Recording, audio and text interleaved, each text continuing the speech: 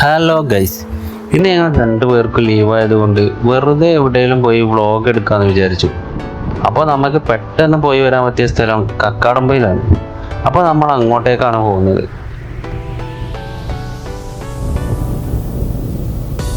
കക്കാടംപൊയിൽ പോയി മടുത്തിന്, എന്നാലും അങ്ങോട്ട് തന്നെ പോവുള്ളൂ.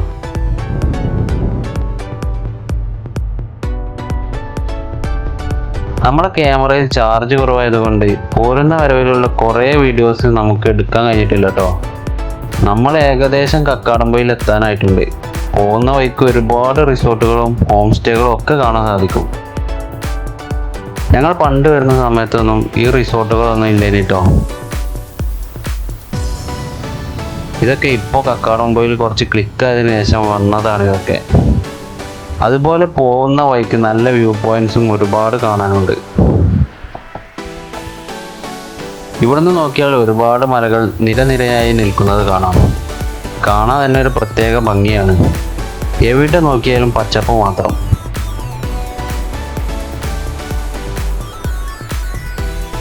നമ്മളിപ്പോൾ ഒരുപാട് മുകളിൽ എത്തിയിട്ടുണ്ട്, എന്നിട്ട് ഇവിടെ തണുപ്പൊന്നും കാണുന്നില്ല കേട്ടോ.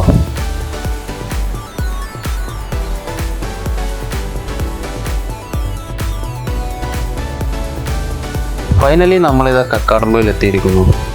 നല്ല അടിപൊളി റോഡാണ് ഇങ്ങോട്ടേക്ക്. ഇതാണ് നമ്മളെ കക്കാടംപൊയിൽ അങ്ങാടി. അത്ര വലിയ അങ്ങാടിയൊന്നും അല്ലെങ്കിലും കാണാൻ നല്ല രസമാണ് ഇവിടുത്തെ അങ്ങാടി.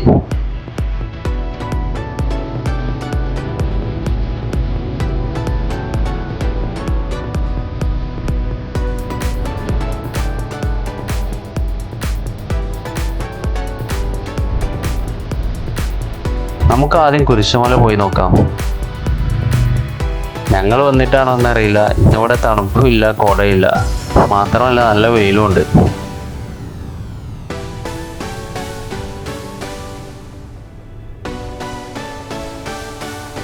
നിർഭാഗ്യവശാൽ കുരിശുമല പോകുന്ന റോഡ് ഫുൾ പണി നടക്കുവാണ്.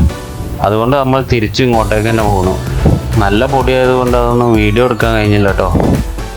പിന്നെ ഞങ്ങൾ ചായ കുടിക്കാൻ കയറി. നല്ല തിരക്കാണ് ഈ ചായക്കടയിൽ. ഇവിടെ വരുന്നവരൊക്കെ ഇവിടെ നിന്നാണ് ചായ കുടിക്കാറ്.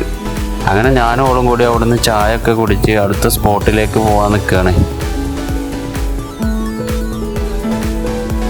പിന്നെ ഞങ്ങൾ പോയത് ഫോഗി മൗണ്ടൻ അഡ്വഞ്ചർ പാർക്കിലേക്കാണ്.